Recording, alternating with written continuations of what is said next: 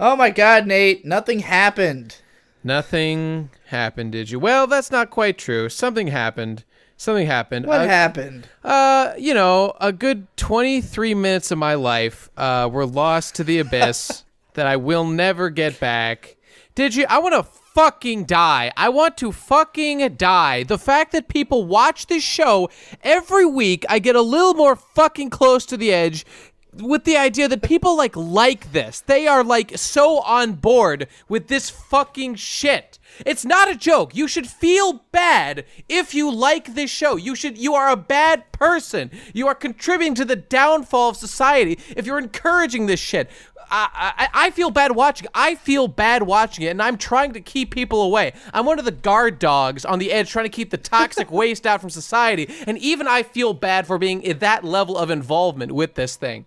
Don't watch this show, please. It's too late for people who are already listening to this. God, I'm really livid about the fact that this show is popular right now. It doesn't fucking deserve it.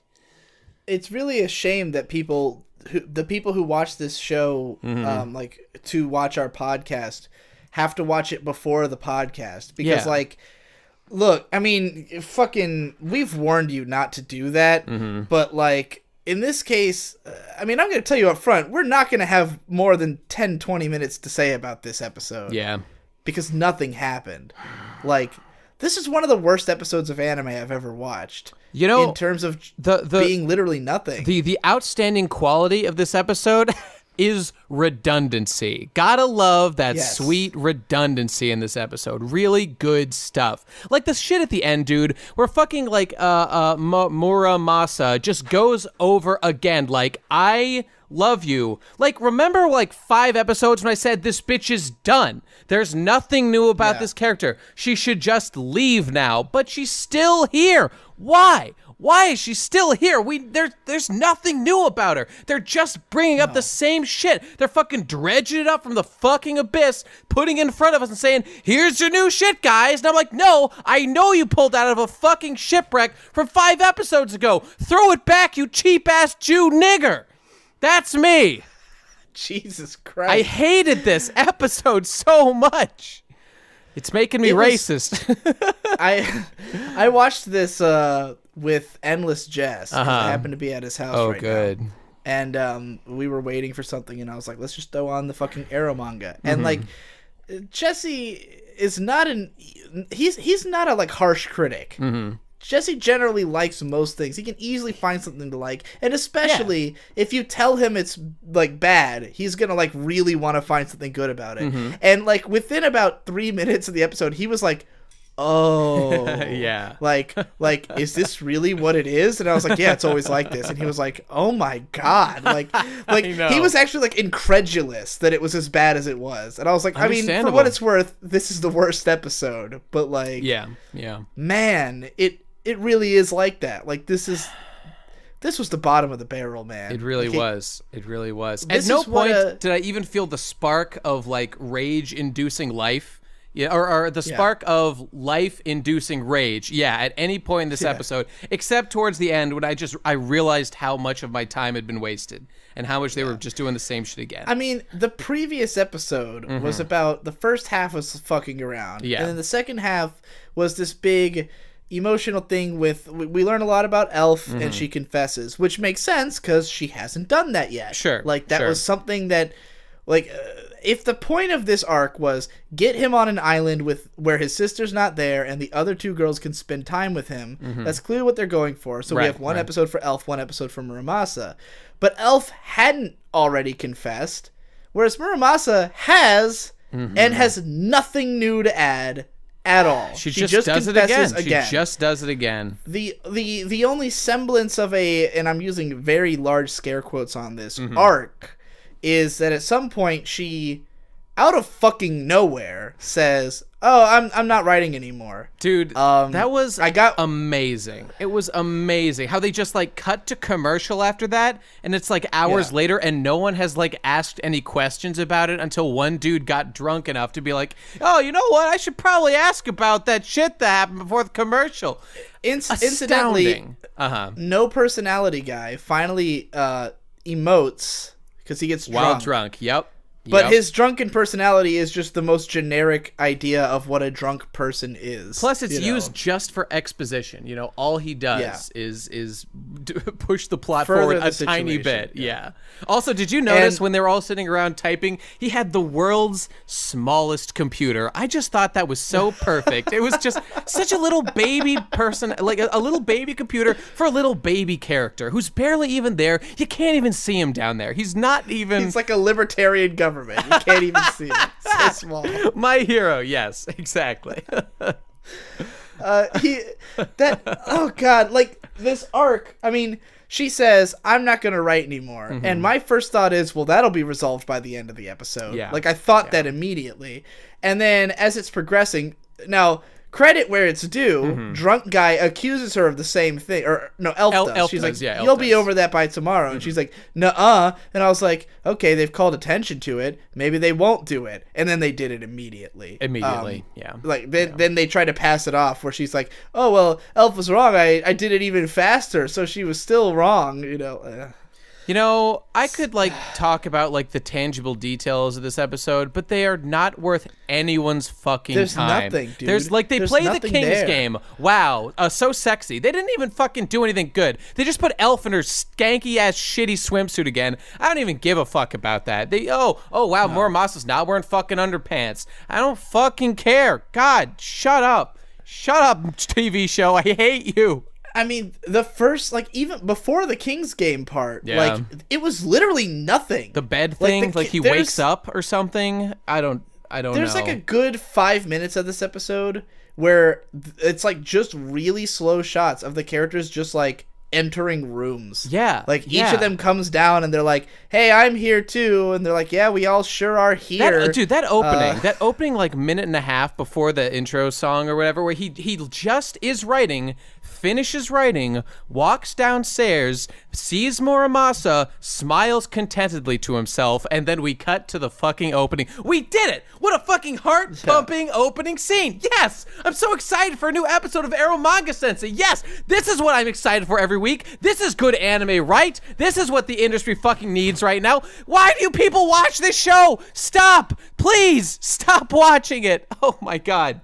It's not right. It's not right that this show gets viewers. It should have 0 fucking viewers. We're bad people for watching this show. Don't be like us. Please. Please. This is my fucking desperation call. Don't even watch this fucking podcast. Just leave. Just leave. Run. Don't involve yourself anymore. I have seen people who've told me, I'm sorry, I can't listen to your podcast anymore because I can't watch this show anymore. Good. And I'm like, I can't even blame you, Yes, that's the best. Those are the heroes. Those are the heroes out there. I wish them luck. And I can't stress this enough.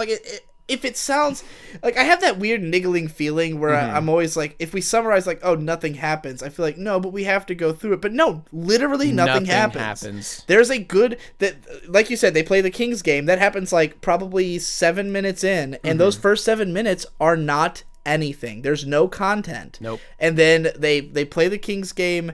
It's stupid. It's just a fan service scene, and it goes on forever.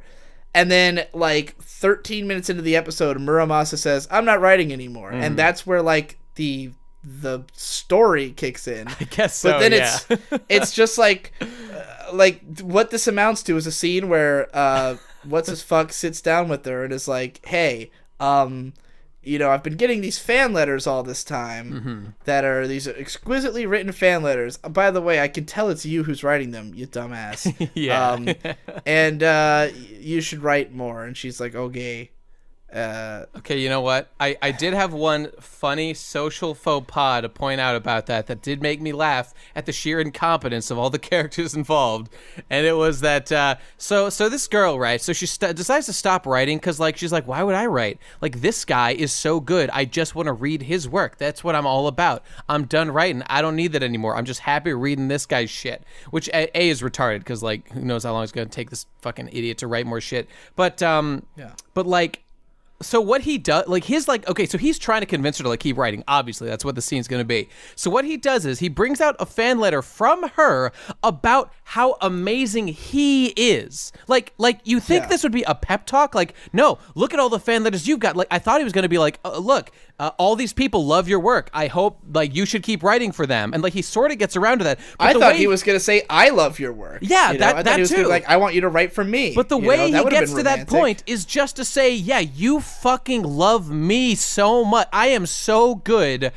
Also, I guess you should keep writing.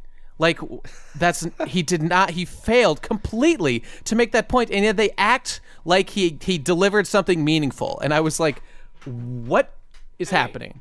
Jesse! I hate this show, too. Thank you, Jesse. I appreciate that contribution.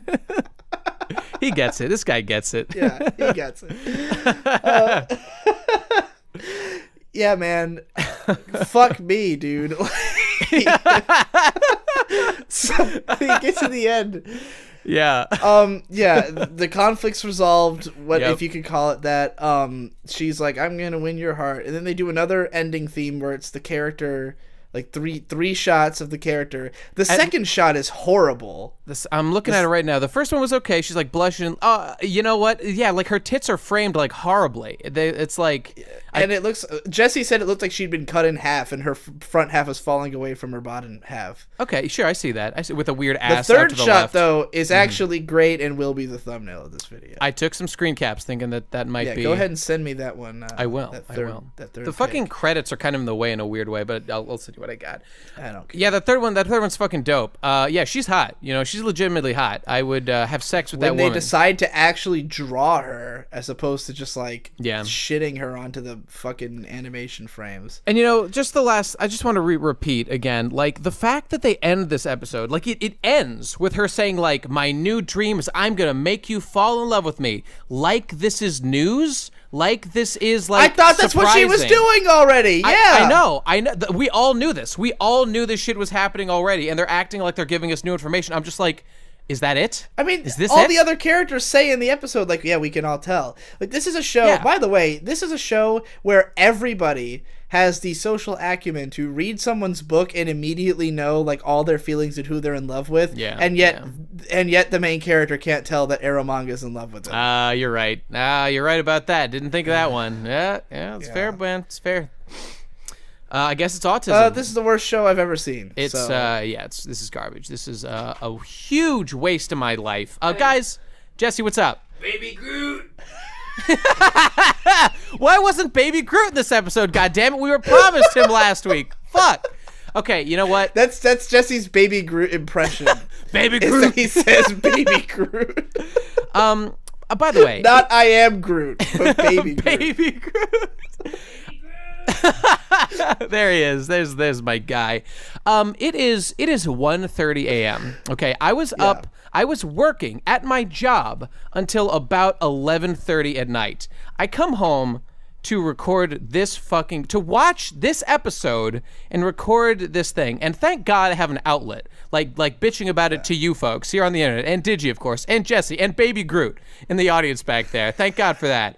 Because otherwise I would kill myself. Because this is a nightmare.